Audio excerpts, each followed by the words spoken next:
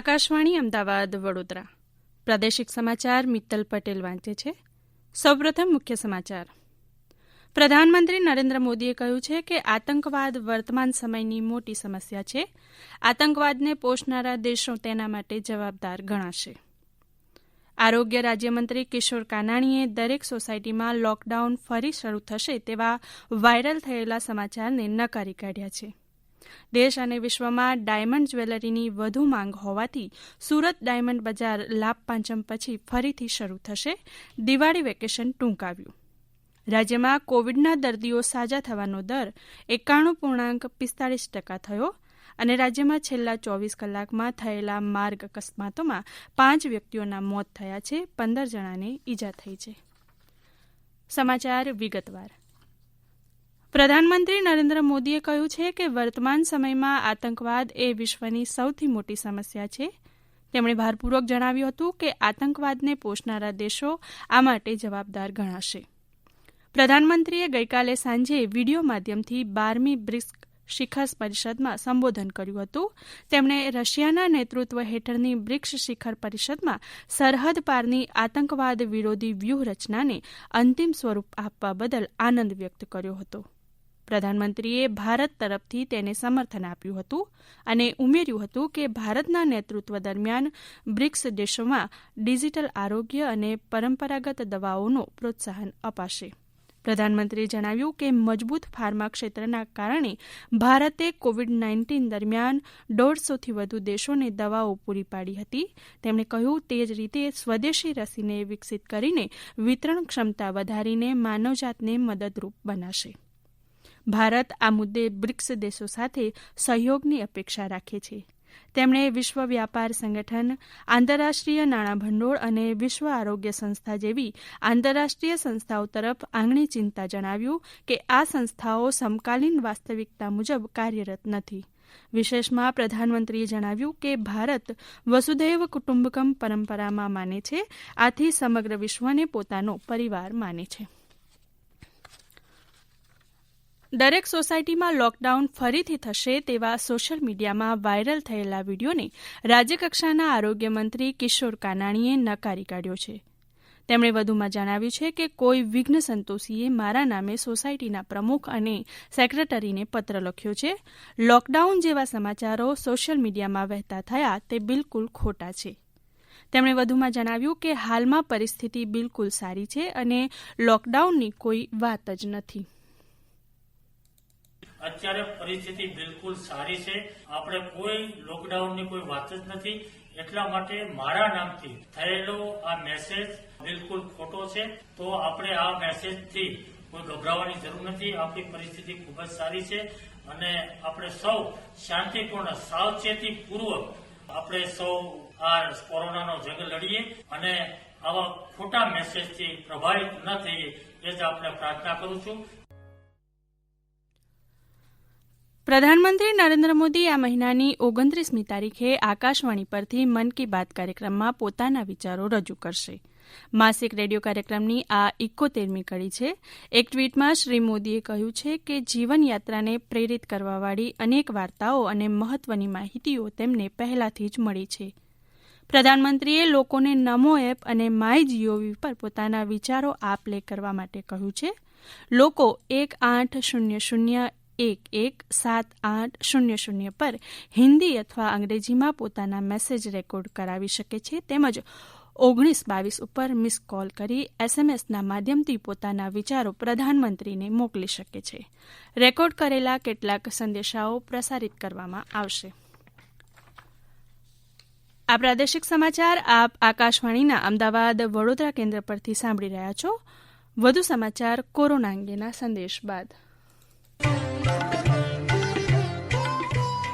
કોવિડથી બચવાના મહત્વપૂર્ણ 3 ઉપાય: માસ્ક પહેરો, 2 ગજનું સલામત અંતર જાળવો અને હાથ સાફ રાખો.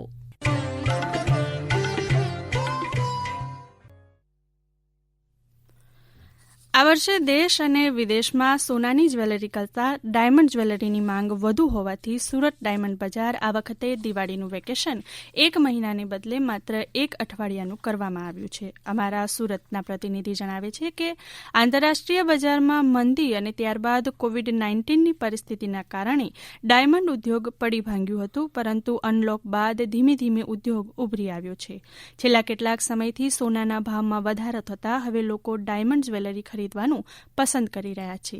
ભારત સહિત વિદેશોમાં ડાયમંડ જ્વેલરીની માંગ વધતા તેનો લાભ સુરતના ડાયમંડ ઉદ્યોગને થઈ રહ્યો છે.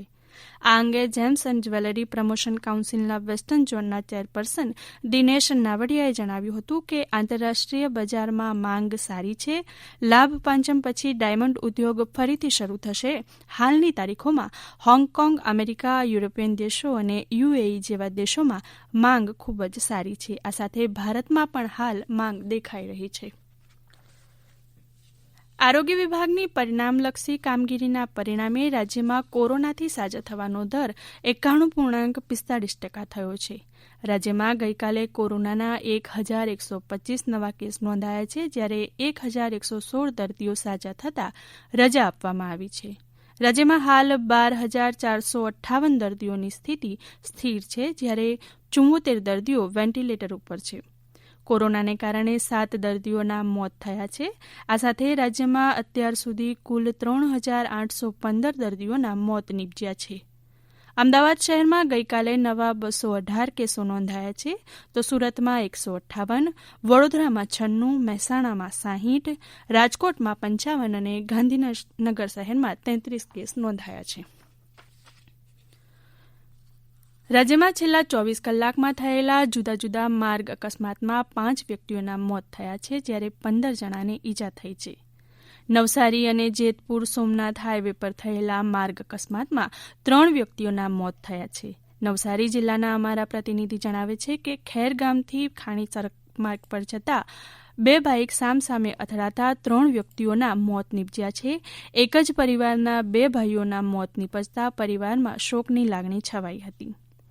ગીર સોમનાથ જિલ્લાના પ્રતિનિધિ જણાવે છે કે ગઈકાલે કેશોદથી ચોરવાડ જઈ રહેલા પિતા પુત્ર અને પુત્રીના બાઇકને પૂરપાટ ઝડપે આવી રહેલી પિકઅપ વાને ટક્કર મારતા પિતા પુત્રના મોત નીપજ્યા છે, જ્યારે પુત્રીનો આબાદ બચાવ થયો છે. અને એક અકસ્માતમાં વડોદરા શહેર નજીક આજે વહેલી સવારે 4 વાગ્યાના સુમારે એક ટેમ્પો અને ડમ્પર અથડાતા 15 વ્યક્તિને ઈજા થઈ છે. વડોદરા જિલ્લાના અમારા પ્રતિનિધિ જણાવે છે કે વડોદરાના કપુરાઈ ચોકડીથી અમદાવાદ તરફ જવાના રસ્તે બાયપાસ પાસે વાઘોડિયા રોડ બ્રિજ પર એક ટેમ્પો સામેથી આવી રહેલા ડમ્પર સાથે અથડાતા ટેમ્પોમાં બેઠેલા મુસાફરો ફસાઈ ગયા હતા. આ બનાવની જાણ વડોદરા ફાયર બ્રિગેડને થતાં ઘટના સ્થળે પહોંચી જઈ ફસાયેલા 15 વ્યક્તિઓને બહાર કાઢી તાત્કાલિક સારવાર માટે વડોદરાની સયાજી હોસ્પિટલમાં દાખલ કરવામાં આવેલ. છોટાઉદેપુર જિલ્લાના રમતવીરોની પ્રતિભાનો વિકાસ થાય એવા ઉમદા હેતુથી ગઈકાલે દહેવાંટ ગામે કબડ્ડી ટુર્નામેન્ટનું આયોજન કરવામાં આવ્યું હતું. રાજ્યસ્તરના કબડ્ડીના ખેલાડી મહેશ રાઠવા તેમજ મેચિસ ક્રિકેટના ખેલાડી પારસિંગ રાઠવાના માર્ગદર્શન હેઠળ કબડ્ડી ટુર્નામેન્ટનું આયોજન કરવામાં આવતા 22 ટીમો આ ટુર્નામેન્ટમાં ભાગ લીધો હતો. ઉમેશ રાઠવાએ જણાવ્યું હતું કે રમત એ જીતવા, હારવા કે ઇનામ મેળવવા પૂરતી સીમિત ના રહેતા, પરંતુ સુષુપ્ત અવસ્થામાં પડેલી શક્તિઓનો વિકાસ થાય, કુશળતા, એકાગ્રતા, રણનીતિ અને આત્મવિશ્વાસની કેળવણી થતી હોવાથી રમતગમત ક્ષેત્રે પણ યુવાનોએ આગળ આવવું જોઈએ. શ્રી રાઠવાએ સ્પર્ધામાં વિજેતા ટીમને ₹5,000 રોકડ ઇનામની જાહેરાત કરી હતી. અને વીરપુર જલારામ મંદિરમાં ગઈકાલથી ફરી અન્નક્ષેત્રની શરૂઆત કરવામાં આવી. કોરોના મહામારીને કારણે વીરપુરમાં 200 વર્ષથી અવિરત ચાલતા અન્નક્ષેત્રને તકેદારીના ભાગરૂપે બંધ કરવામાં આવેલ. 256 દિવસ સુધી પ્રથમવાર બંધ રહેલ આ મહાપ્રસાદની સેવા ગઈકાલથી સોશિયલ ડિસ્ટન્સિંગ સહિતની માર્ગદર્શિકાના પાલન સાથે ફરી શરૂ કરાઈ છે. અંતમાં મુખ્ય સમાચાર ફરી એકવાર. પ્રધાનમંત્રી નરેન્દ્ર મોદીએ કહ્યું છે કે આતંકવાદ વર્તમાન સમયની મોટી સમસ્યા છે. આતંકવાદને પોષનારા દેશો તેના માટે જવાબદાર ગણાશે. આરોગ્ય રાજ્યમંત્રી કિશોર કાનાણીએ દરેક સોસાયટીમાં લોકડાઉન ફરી થશે તેવા વાયરલ થયેલા સમાચારને નકારી કાઢ્યા છે. દેશ અને વિશ્વમાં ડાયમંડ જ્વેલરીની વધુ માંગ હોવાથી સુરત ડાયમંડ બજાર લાભ પાંચમ પછી ફરી શરૂ થશે. દિવાળી વેકેશન ટૂંકાવ્યું અને રાજ્યમાં કોવિડના દર્દીઓ સાજા થવાનો દર 91.45% થયો. આકાશવાણી અમદાવાદ વડોદરા કેન્દ્ર પરથી પ્રાદેશિક સમાચાર પૂરા થયા.